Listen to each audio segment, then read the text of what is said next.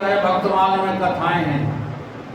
धन्ना जाट जिसको खेत कौन जोत जाता था, लेकिन भारत का खेत आज तक जोता हो भगवान ने तो बता दें, क्योंकि वो बात ही नहीं है जो धन्ना जाट में थी। जब ऐसी बातें करते हैं तो एक अविश्वास और धारण कर लेते हो, बात को समझते नहीं हो। बड़े बड़े ज्ञानियों में, बड़े बड़े जो है ढोंग करने वालों में अभी ये पाया जाता है क्या? संशय। ईश्वर है अथवा नहीं, इसका नाम संशय है। और विपर्य क्या है? पहले तो ईश्वर है या नहीं संशय हो गया। अब विपरीत भावना ये है कि हम तो कदापि ईश्वर हो ही नहीं सकते, हम तो ब्रह्म हो ही नहीं सकते। ब्रह्म तो कोई और ही है जो ऊपर कहीं लटका हुआ है। इसे कहते हैं विपरीत भावना। इसका नाम है संशय और विपर्य। तो संशय और विपर्य दूर करने के लिए हमको श्रवण, सत्य का श्रवण, चाहे कुछ श्रवण नहीं, मनन और निधिध्यासन करना ही पड़ेगा। इसी को कहते हैं अकृतोपासना।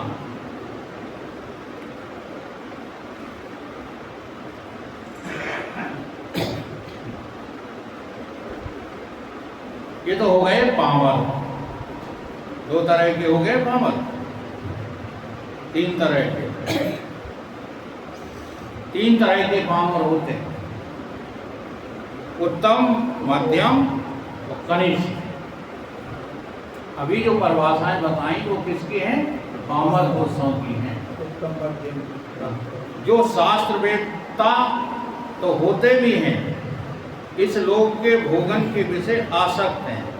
देखो, शास्त्रों के वेत्ता हैं, पंडित हैं, बड़े बड़े मंचों से शास्त्रों को व्याख्यान दे रहे हैं, सबको समझा देते हैं कि ऐसा करो तभी तुम बचोगे पापों से, ऐसा करो वैसा करो, फलाने शास्त्र में ये लिखा है, अमुक शास्त्र में ये लिखा, सब समझा देते हैं। परंतु खुद उस पर एक कथा आती है, बहुत सुनाते हैं आचार्य लोग। एक दिन पंडित जी सुना रहे थे कि बैगन जो है वो शरीर के लिए बहुत हानिकारक होते हैं। कथा में सुना रहे थे और देव वियोग से पंडितानी सुनी आई कि हमारे पंडित जी ने आज बताया है कि बैगन बहुत हानिकारक है देह के लिए, शरीर के लिए। लेकिन जब वहाँ कथा कह के वापस गए घर तो रास्ते में बढ़िया चमकीले बड़े बड़े वाले शाइनिंग वाले बैगन खरीद के ले गए और बोले पंडितानी से कि आज तो बैगन की सब्जी बनाऊंगा। जैसे ही पंडितानी को झोला खोला, बैगन को देखकर उनको क्रोध आ गया। उन्होंने बैगन उठाए और पिछवाड़े मकान की जंगल था तो आप फेंक दिए। पंडित जी ने पूछा बैगन कहाँ गए? पंडितानी ने कहा वो तो मैंने फेंक दिए। क्यों फेंक दिए? आप ही तो कथा में सुना रहे थे कि बैगन की सब्जी शरीर के लिए बहुत हानिकारक होती है, तो आपकी कथा का हम पालन नहीं करें? हमने पालन किया। तो बोले अरे देवी जी, तुमने जो है बहुत गड़बड़ कर दी गई। क्या? कथा के बैगन और होते हैं और घर के बैगन कुछ और। तो इस प्रकार से जो है शास्त्रवेत्ता, होश में आ जाओ। खड़ंगाद वेदो मुखे शास्त्र विद्या कवित्वाद गद्धम सुपद्धम करोति मनुष्येन लगनम गुरु रंध पद में। अगर आत्म पद में, गुरु पद में तुम्हें आसक्ति नहीं है तो तुम 6 शास्त्र, 18 पुराण, वेदांत की व्याख्या करना सीख जाओ, कुछ हासिल होने वाला। उत्तम प्रकार के पामर होते हैं ऐसे लोग।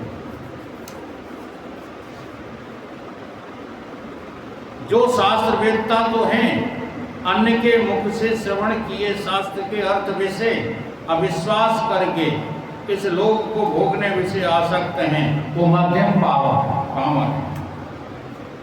शास्त्र वेदता तो हैं, शास्त्रों को खूब पढ़ते हैं, दूसरों से हम संगाती लोगों से सुनते भी हैं, लेकिन पढ़ करके भी सुन करके भी शास्त्र के अर्थ में विश्वास नहीं होता। ये तो रोज बकते हैं, इनकी बातों में भरोसा नहीं करना, अपना घर संभालो। क्या संभालो? अपना घर संभालो। बहुत लोग हमने ऐसे देखे, देखो हमसे कोई चुगली करे या न करे, हमारे गुरुदेव की इतने हमारे ऊपर कृपा है कि हम मनुष्य की जो तासीर होती है ना, तासीर, उसको पहचानने की कला आ गई।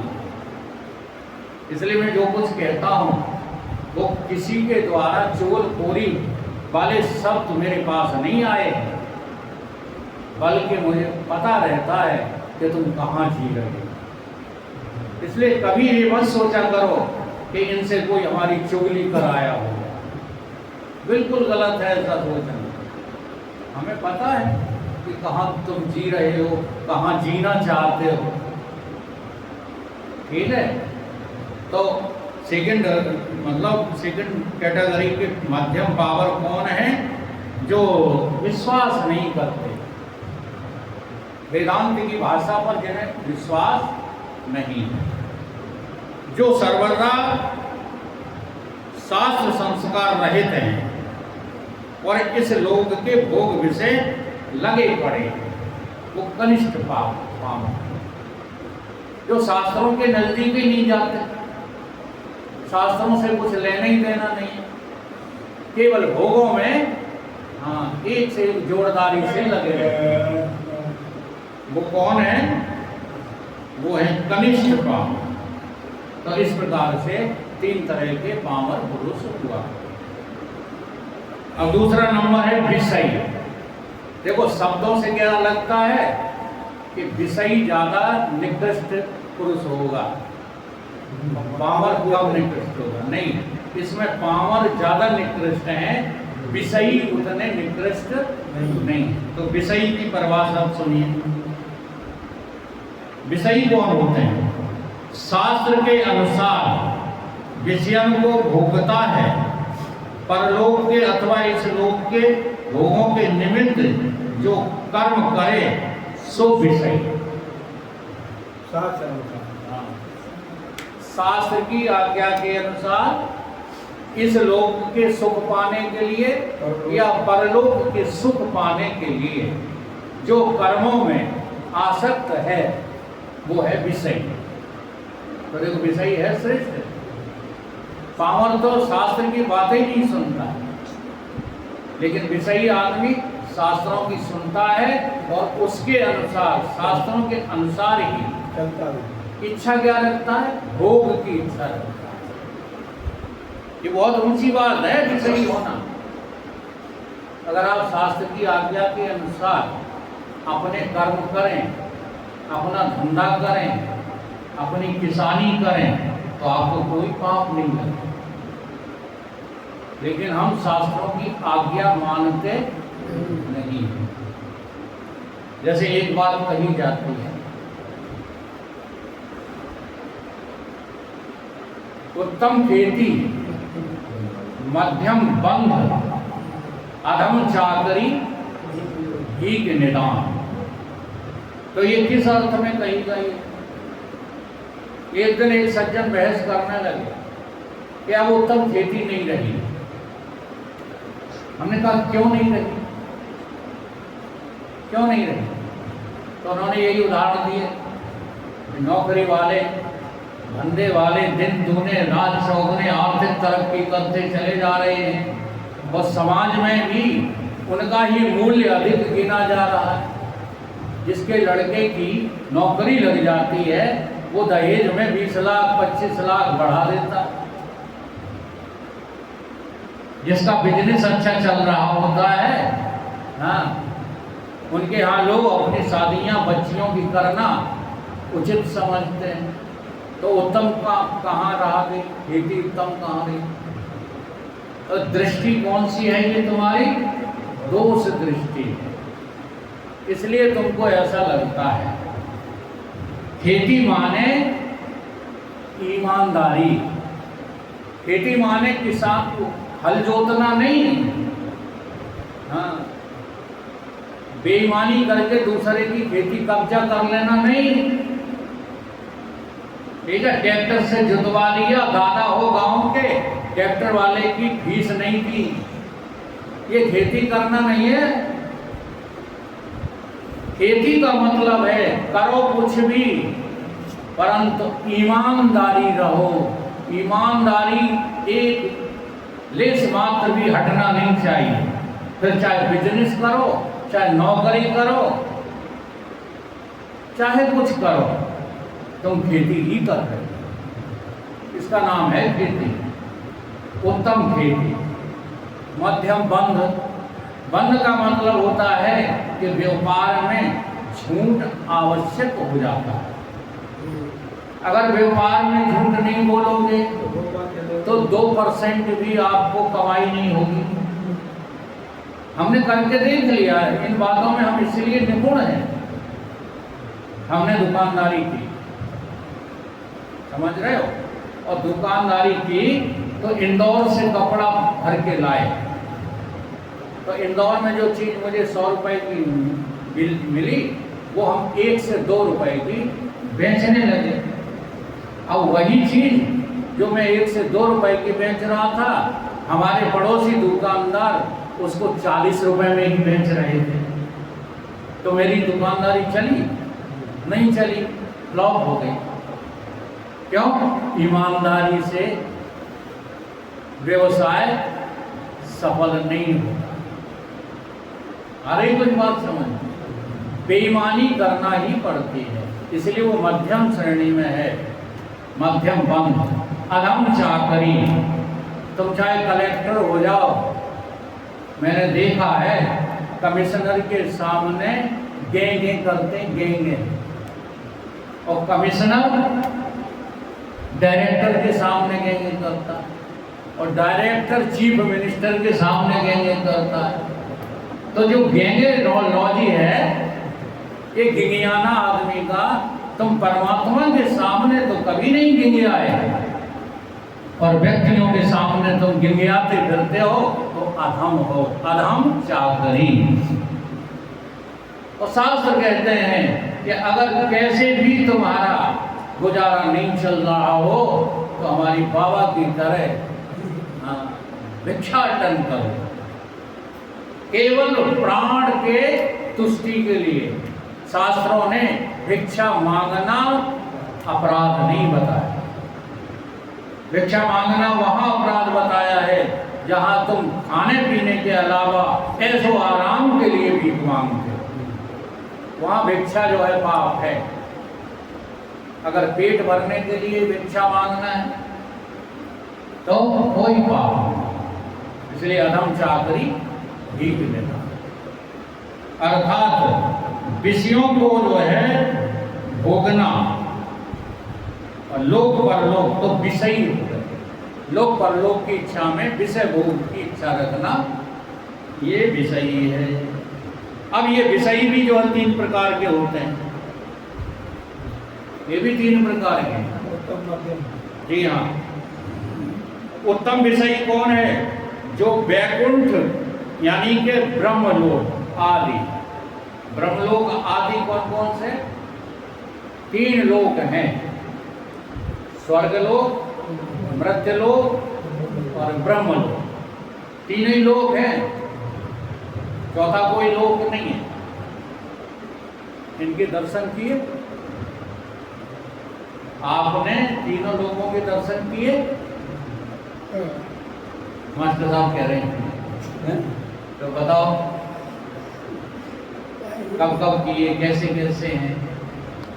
देखो, मृत्यु लोक तो इसी को कहते हैं तुम्हारे स्कूल शरीर, जहाँ मृत्यु अनिवार्य है। वो लोक क्या है? मृत्यु लोक। और वो भुवर लोक किसको कहते हैं? तुम्हारे सूक्ष्म वासनाओं को। सपने में आप अच्छे ही अच्छे स्वप्न देखते हो कि प्रतिकूल स्वप्न भी देखते हो? माला ही माला पहनते हो सपने में कि कभी कभी जूते भी खाते हो स्वप्न? इसलिए उसे भुवर लोक कहते हैं। भुवर लोक दो भागों में बटा रहता है, स्वर्ग और नरक। अन्यथा कहीं नहीं है। तुम सोचते हो बादल में कहीं जो है स्वर्ग नरक लटके हैं, नहीं। तुम्हें स्वर्ग के दर्शन करना है, अपने स्वप्नों को देख लेना। अगर सपने में तुम भोग रहे हो तो नरक में हो, चाहे भोग अच्छे हो चाहे खराब हो। और स्वप्न में तुम हमारी कथा सुन रहे हो, गुरु दर्शन हो रहा है, तो आप स्वर्ग में। इसको कहते हैं स्वर्ग और नरक। तुम्हारे मनोमुखी होकर स्वर्ग नरक नहीं, क्योंकि भोग तुम कैसे भी भोगो वो तो नरक ही है। आज सुखी लग रहे हो, कल यही सुख तुम्हें दुख देने वाला है, इसका भरोसा नहीं है। कैसा दौड़ते थे, कैसे इन जो है भुजदंडों से नाल उठाते थे। नाल हमने भी उठाया है नाल, लेकिन उस उम्र में उठाया है जब युवा थे। आज इस हाथ से मोबाइल उठाने में दर्द होता है। बोल गई बोल तुम्हारी ताकत थी। तो ये जो मृत्यु लोक है, यहाँ मृत्यु से ही मुकाबला होगा। दूसरा वाला भुवर लोक है, जहाँ अच्छे और बुरे भोग भोगने की वासना बनी रहती है। और तीसरा जो नींद है वो ब्रह्म लोक। नींद में आनंद ही आनंद है, आनंद के अलावा कुछ नहीं। हाँ, इन तीनों लोगों का जो तुम्हारे भीतर आसक्ति है, तो तुमको उत्तम कोटि के विषयी हो। जिन्हें सोना अच्छा लगता है ये ना समझे, हाँ, जब आनंद लूट रहे हैं, वो भी विषयी है।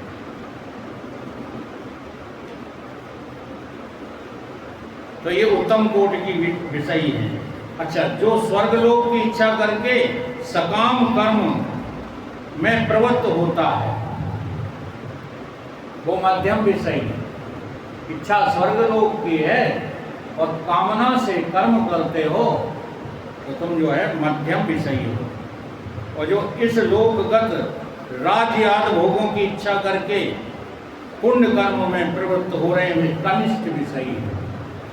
अच्छे काम क्यों कर रहे हो? एक बार की चर्चा है, ये मैं प्रसंग जरूर सुनाता हूँ। वो व्यक्ति सामने बैठा हो तब भी मैं सुना दूंगा। मेरे मित्र थे भूतपूर्व एमएलए मुन्ना सिंह। मैंने उनको रोका, मैंने कहा ये क्या कर रहे हो? तुम चाहे जिसके पैर छूना उचित नहीं है, मात्र एमएलए को जीतने के लिए, एमएलए की सीट जीतने के लिए तो कुछ देख ही नहीं रहे, अंदर भसोटा। हाँ, मर्यादा का तो कम से कम ख्याल रखो, किन की छूना है किन की नहीं छूना। बोले नहीं नहीं, एक बार मुझे चुनाव जीत जाने दो, इन सब से अपने पैर छुलाऊंगा। इसलिए मैं इनके पैर छू रहा हूँ। समझ में आ रही है? तो ऐसी वासना ये किसके भीतर होती है? ये होती है कनिष्ठ विषयी के भीतर, राज भोग की वासना। तुम अच्छे कर्म कर रहे हो, लेकिन काय के लिए? राज्य भोगने के लिए। अभी शायद कोई नेता तुम्हारे पैर नहीं छूता होगा, हमें पता है। छूना है कोई?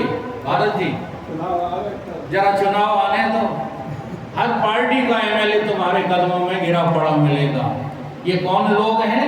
ये राज्य की भोग की वासना रखने वाले, इनको कहते हैं कनिष्ठ विषयी।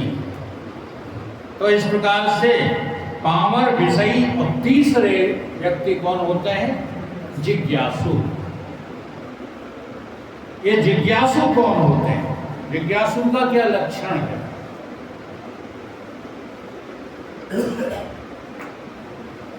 ओम।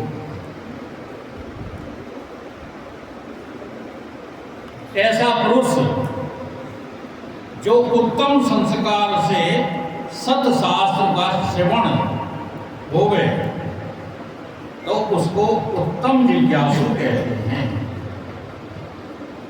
जिज्ञासु माने सीधी परिभाषा जिज्ञासु जो केवल आत्मा परमात्मा को जानने की प्रबल इच्छा रखता हो, उसका नाम क्या है?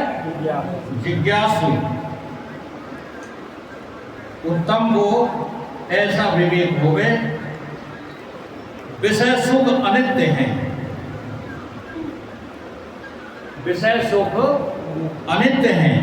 जितना काल विषय सुख होता है तब भी कोई दुख अवश्य रहता है, और परिणाम में विनाशी सुख दुख का अवश्य हेतु है, और वर्तमान काल में भी नाश के भय से दुख का हेतु है।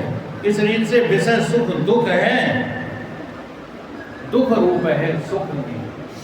जो बात अभी मैं कह रहा था वो इस के द्वारा प्रमाणित हो गई कि नहीं?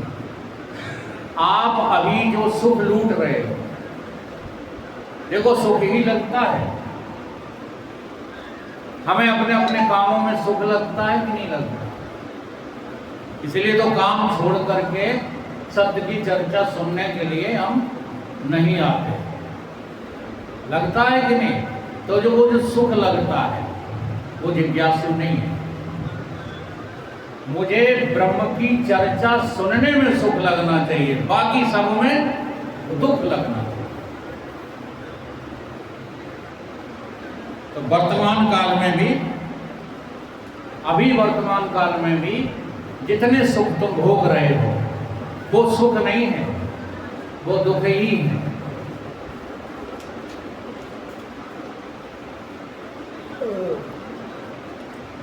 अच्छा, दुख की निवृत्ति लौकिक उपाय से होती है।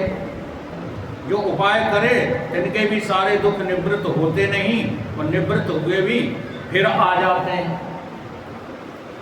एक बार एक दुख दूर कर लो तो दोबारा नहीं आएगा, हैं? जैसे अभी इनका नाती बीमार था, ग्वालियर ले गए, पैसा खर्च किया, ठीक हो गया, थोड़ी देर के लिए सुखी हो गए, दोबारा बीमार नहीं होगा जिंदगी में। और कुछ बीमारी लगी है नहीं, मैं आपको वो नहीं दे, श्राप नहीं दे रहा हूँ, विचार कर रहा हूँ। तो है ही अपनी देह के विषय में विचार कर। तो आज तुमने फसल काट ली, फसल काट के फुर्सत हो गए, अब सुखी सुख से सुनेंगे चल के सत्संग। गोड़म पीर वही तो बंद है कहीं यहाँ थी होने लगी, तो दोबारा नहीं जो है फसल काटना पड़ेगा। तो जिसको तुम सुख समझते हो वो असल में दुख ही है। ये बहिर्मुखता हमें जो है देखने नहीं देती। जिस सुख के पीछे दौड़ रहे वो निश्चय ही है दुख मूल। दिखता उसको है जिसे ज्ञान, मानव हो जाओ सावधान। हम असावधानी से जिंदगी व्यतीत कर रहे हैं, इसलिए दुख को सुख और सुख को व्यर्थ चीज समझते रहते हैं। जितने काल शरीर है तब पर्यंत दुख की निवृत्ति संभव नहीं, क्योंकि जो शरीर है सो सारे पुण्य और पाप से होते हैं। जितने भी शरीर हैं, चाहे वो मनुष्य के शरीर हो, चाहे वो 84 लाख योनियों के शरीर हो, चाहे देवताओं के शरीर हो, पुण्य और पाप के मिश्रण से बनते हैं। ऐसा नहीं है कि पुण्य ही पुण्य से शरीर बना। देखो, बड़े पुण्य किए, बड़े भाग्य पाए, बड़े भाग्य पाए, हाँ, बड़े भाग्य मनुष्य तन। अभी ये तो तुम्हारा पुण्य था, लेकिन मनुष्य तन पा करके भी जो है बाहों में दर्द, पैर में दर्द, ये दुख नहीं है। तो सुख तो मनुष्य का शरीर सुख रूप, और इसमें जो कष्ट हैं वो क्या है? तो दुख और सुख का मिश्रण है।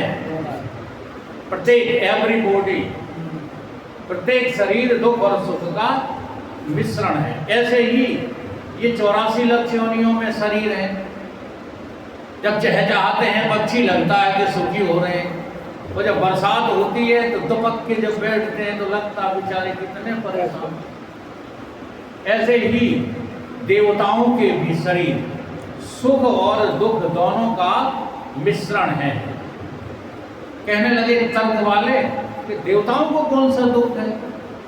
अरे भाई, देवताओं को सबसे बड़ा दुख ये है कि उन्हें दूसरा देवता अपने सामने सुहाता नहीं। सही। महाराजा कहे कि इंद्र सुखी, और इंद्र कहे नहीं हम कहाँ हैं, हमें तो जलन है ब्रह्मा जी से। ब्रह्मा सुखी, और ब्रह्मा जी कहते हमें जलन है विष्णु जी से। ब्रह्मा कहेंगे विष्णु सुखी। अब बताओ कोई सुखी है? इस दुनिया में सब दुखी, सारे ब्रह्मांड में दुखी लोगों का अंबार लगा हुआ है। परंतु आश्चर्य की बात यह है कि कोई दुख से बचने का उपाय, जो सच्चा उपाय दुख से बचने का है, वो है सत्य का सुमिरण। वो कोई नहीं करना चाहता। मनुष्य शरीर तो मिश्रित कर्म का फल प्रसिद्ध ही है, देव शरीर भी मिश्रित कर्म का ही फल है।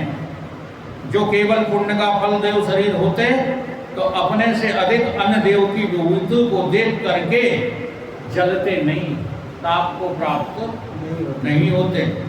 सो ऐसा है नहीं। सर्वदेवन में प्रधान जो इंद्र है, उसको भी अनेक दैत्य दानव का भयजन्य दुख लगा ही रहता है। ऐसा शास्त्रों में वर्णन किया गया है कि इंद्र को भी अपने सिंहासन के चले जाने का भय लगा रहता है।